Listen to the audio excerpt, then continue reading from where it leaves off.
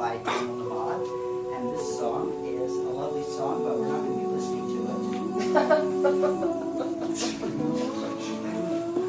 Mary, did you know what?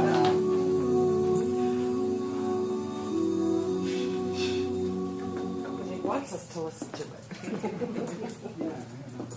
Mary, did you know you're already safe, you're already whole, you're reaching? So today's talk is titled Being Reachable and Being Teachable. And I want to address a little bit of how to step in and be those things. How do we be reachable? How do we be teachable? There are so many things going on in our lives that can alienate us from those two elements, that desire to be reachable and that desire to be teachable. I mean, here, has anyone ever been hurt? No. And have you ever noticed that when you're hurt, one of the things that I know that I do is I tend to retreat from those hurtful situations. I don't want to make myself more reachable. I tend to want to make myself less reachable. However, the thing about that is that it goes contrary to our very nature as human beings. One of the first things that happens when we are born is that we are reaching out. We have been ejected from what seems like a perfect world into a world that is not nearly as perfect. Not as warm, not as pleasant. A world where we are suddenly immersed in more sounds than we know what to do with. Immersed in more sensations than our little brain cells can handle. And the natural inclination for a mother and for that newborn child is the process of reaching out. Having not been a mother, I don't know that physical sensation of giving birth. But as someone that's created things, I know the process of letting something into the world that never before existed. And yet, I'm not always ready to just let it go. I reach out after it. And I keep my eye on what it is. I know when my daughters were born, I certainly wanted to stay involved in what was going on. Again, as parents, how many people looked at that newborn infant and check out the toes? Check out the fingers? Check out the wonder of what is here? Yes, it's another person, and we live on a planet of how many billions of persons, and yet, in that moment of birth, isn't there something truly remarkable, truly amazing about this new person? One of the things that happens for being reachable is that recognition of what's wondrous. That recognition of what's never been before, or that we were conscious of. Because one of the suggestions in that song is the eternal infinite soul. We all have this desire to be reachable. One of the ways this desire to be reachable takes form is our own interest in our origins, in where we come from, and who we are, and how we came about. Has anybody not ever been interested in about themselves?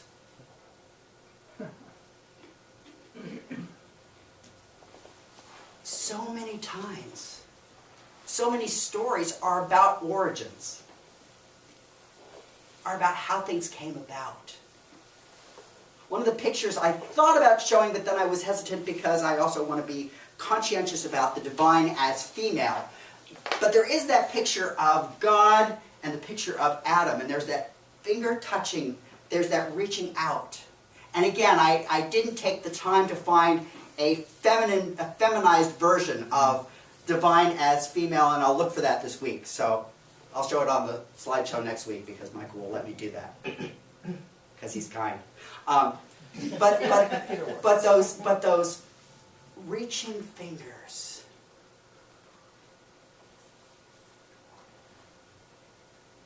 we're designed with that desire to reach. We're taught to stop reaching.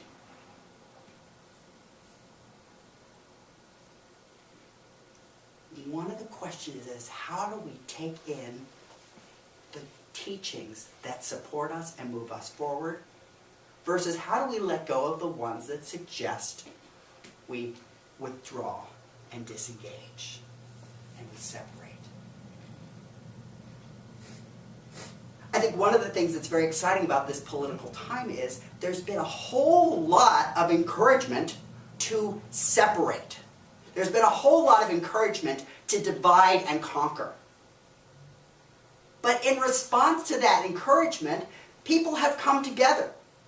So there have been places, for example, where Jewish temples and Jewish cemeteries and Jewish centers have received bomb threats or been destroyed or been harmed. And what unpredictable group has come forward but a group of Muslim people who historically are not the friends of the Jewish people. Muslims and Jews have not been best friends really since the time there was Abraham's 2 sons.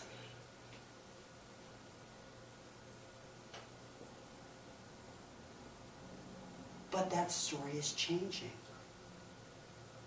How do we embrace a changing story? How is the way that we become reachable? We accept a change in the story. We accept an alternative point of view. We accept a different way of engaging. So like Charles said, there are certain things that are happening politically that can be quite alarming or quite fearsome. I work at a school where 33% of the population speaks Spanish. And a proportion of those 33% go home every day with a fear that their mother or father might not be home when they get home.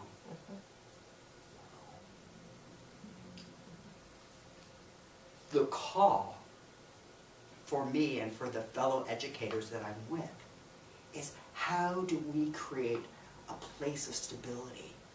How do we create a place of care?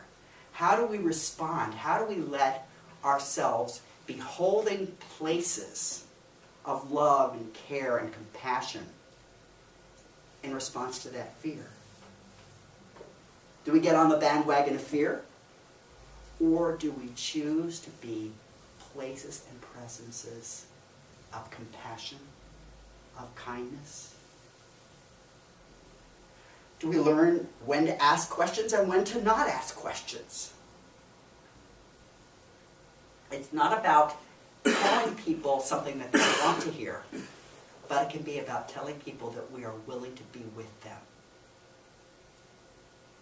The process of being reachable is not only recognizing when it is that it helps us to reach out and receive support, but to be looking and keeping our eyes open for when others are reaching out and seeking support. Just pay attention to the spiritual practice that I'm going to invite us to do with this week in terms of how to be reachable is just pay attention to when we feel called to withdraw and when we feel called to move forward. What way are we going to act? Perhaps our withdrawal is to keep ourselves safe. And it might mean moving closer to other people where we can feel safe. In that case, withdrawal may be what we need. But it doesn't mean that we have to withdraw alone. Perhaps being reachable means moving forward. The invitation is to just be paying attention to those calls of reaching out, those calls of pulling back, and deciding what kind of attitude we hold in our movement. Forward or backward, how are we going to be in the world? What kind of presence? What kind of way will we share our hearts? Will we be in our hearts? Another feature about being reachable and about retelling our stories is just to pay attention to to how we change our story.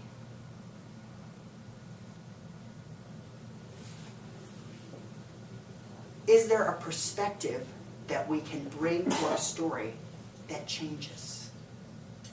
If we've always told it a particular way, what would it be like to imagine it from the position of another character?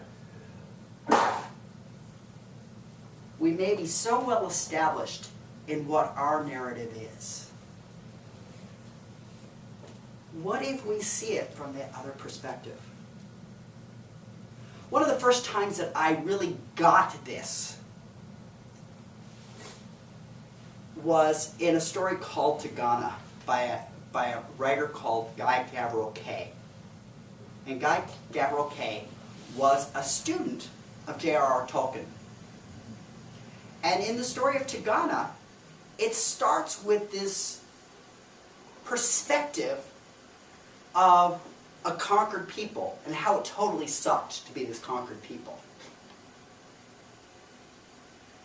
And about 50 chapters into the book, suddenly, Guy Gavriel Kay put the reader in the shoes of the conqueror. But it wasn't from the perspective of the conquered people. It was his perspective. And there was a pain and anguish that he was experiencing that couldn't be known or couldn't be understood or couldn't be felt through the eyes of the conquered.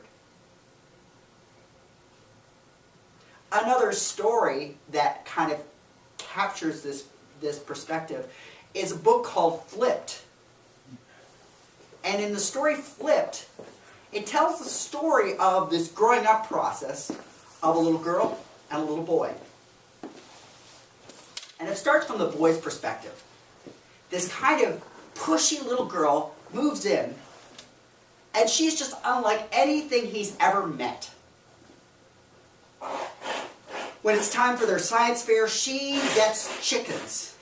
And then she starts raising chickens. And she starts bringing these stupid eggs from her chickens to everybody in the school, and everybody seems to like it. And it makes it very hard for him because he's always been the most popular kid. And suddenly she comes along with her little science experiment, and she is eking her way into the popularity position just by having these stupid chickens. The other thing that she does that totally messes with him is that there was a tree that she used to climb so that she could see when the school bus was coming. And she would alert all the kids when the bus was close. So she was kind of the watch person so that the kids could go all playing until the bus was coming, and then she'd announce it. Well, as in many stories, what happens is the city plans to chop down the tree because the supermarket's going to go there. Now everybody knows the supermarket would be a great thing. She climbs that tree one day, and she will not get down. The bulldozer is there. The whole city is there ready to arrest her. And you know what? Her grandfather climbs the tree with her. She and her grandfather are up in the tree. And it is this just disturbing thing because suddenly the town is pulled into this dynamic, this question of tree versus a supermarket. What should happen? Then it switches and you get her perspective. And from her perspective, you see that she wasn't doing this to become popular. She just loved these chickens. And she wanted other people to have the same kind of experience of love that she had. And for her, climbing the tree was about sustaining what had been. And weren't there 100 other properties where a supermarket could go? Why did it have to go here? Why did it have to go where the oldest tree in the state was growing? Now the story flips back and forth. You can read it. It's actually been made into a movie. The reason that I propose this story flipped, the reason that I tell about the story to Ghana is that oftentimes we are so caught up in one narrative that it's very difficult to change perspectives. So my invitation is, how can we be reachable by changing our perspective? That leads me to the second part of being teachable. Really, it's impossible to be teachable if we're not reachable. So reachable is the first step. You have to be reachable in order to be teachable. Again, I don't know about you, but I will admit that there were times for me when I was in school that I thought, this is a waste of time. I'm not really sure why I'm here. I'm not really sure why any of this is important. As an educator, I have many, many students who are saying, you know, I really don't know why I need to be learning this science. I don't know why I need to be learning this social studies. I don't know why I need to be learning this reading. I don't know why I need to be learning blah, blah, blah, blah, blah. It has nothing to do with me. Part of the difficulty is that we cannot be teachable if we can't see a connection between who we are and what it is there is to learn. If what it is that there is to learn seems so outside, so distant, so far away, we're not really teachable in that subject. But where we are teachable is to look and see, where do we have an inquiring mind? Where does our heart draw us? Where do we want to go? What is it that we want to know more about? I'm sure all of us can think of something that is going on in the world that we don't understand. I'm sorry, maybe I'm projecting too much. Maybe you all have it all together, and I am the one that's a little bit out there and lacking in imagination. But if anybody ever finds himself like me, curious about something, then my invitation is to join me in what I try to do is to say, well then find out about it. I remember when my family purchased an encyclopedia, a set of encyclopedias. I think it's encyclopedias, or volumes of an encyclopedia. So we had these volumes of an encyclopedia, and one of the most interesting, exciting things about this was I could read an article, and then at the end of the article would have all kinds of references to other topics that were related to this topic. So I'll tell you, that very first day we had the encyclopedias, I had every single one of them pulled out from the shelves because this one led to this one led to this one led to this one. And I found myself finding all kinds of areas of inquiry. That's how we become teachable, to follow the track, to follow the steps, to follow the questions that emerge in what it is that we are seeing. Now, many of us may have been taught that we can be done. You graduate from high school, or you graduate from college, or you graduate from graduate school, you get your licenses, or your degrees, or your certifications, or we arrive. We can be taught that once we've arrived, we're finished. But the problem with being finished, with believing that we are finished, is analogous to saying we're ready to die. That would be my claim. Because if we think we're finished, why go on? Charlie mentioned earlier about the fearsome prospect of getting older. One of the pieces that happened for me as a child with diabetes, and hearing someone say, you know, you'll be blind and dead before you're 25. So I'll tell you, one of the features about growing old seemed a far better pathway than getting dead. It's all relative. So the notion of growing old versus getting dead. One of the things that we have noticed in terms of research is there's often a puzzle where people will say, well, you know, if you're sick and old, would you rather be put out of your misery? And what they found is that young people tend to answer, oh yeah, I don't want to stick around. If I'm in pain or something like that, I just want it to all end. I just want it to end. What they've noticed though is when they pose those same questions to people older in life, that answer changes. Those older people are very different from that younger version of, I wouldn't want that. I want the dignity and the strength of my youth. The older person is like, no, I'm pretty happy continuing to live. And, you know, I'm happy to stick around and see how it's going, and, you know, it may not be quite as much as I used to have, but not as much as I used to have is a whole lot better than nothing. The notion of remaining teachable is the notion of remaining alive. The notion of finding, wherever we are, what excites us. What moves us forward, what draws us in, what captures our attention. And we may find that our lives constrain in terms of what we may be able to do physically. But I would invite us to consider that there's no limitation except what our mind accepts. Our minds and our hearts are far greater than any limitation our body can impose. I remember a powerful example of this was my ex-wife's grandmother.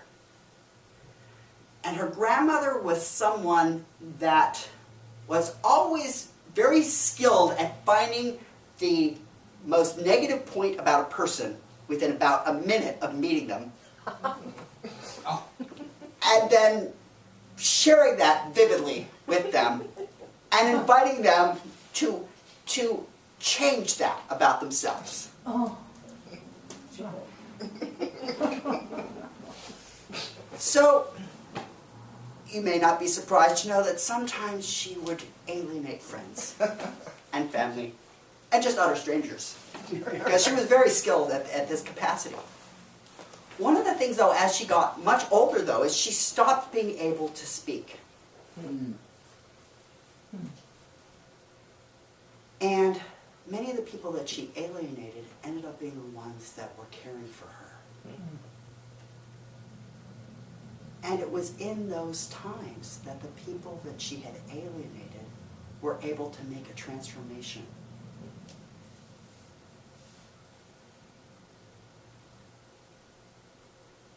And my suspicion is that she also made a transformation. There was something in her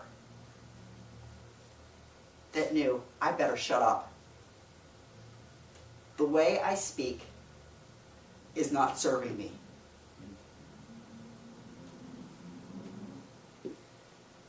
I share this story because sometimes we may feel that we have a characteristic or quality that we're not all that thrilled about. We may have something that alienates others, or we may have something that threatens others, or we may have something that we're just not all that comfortable with in ourselves. To be teachable then links back to being reachable. Can we move forward in spite of that habit into a new way of being? So the invitation in terms of reachable, remember, it's paying attention to when we're pulled forward towards something, pay attention when we're pulled away from something, to bring our highest and best wherever we are. In terms of teachable, what captures our interest? What questions emerge for us? Pay attention to those questions. Pay attention to our interests. And finally, pay attention to what we feel so attached to that may not have always served us? And can we let it go without it being shoved down our throat? Can we make space for something more? And so it is. So it is.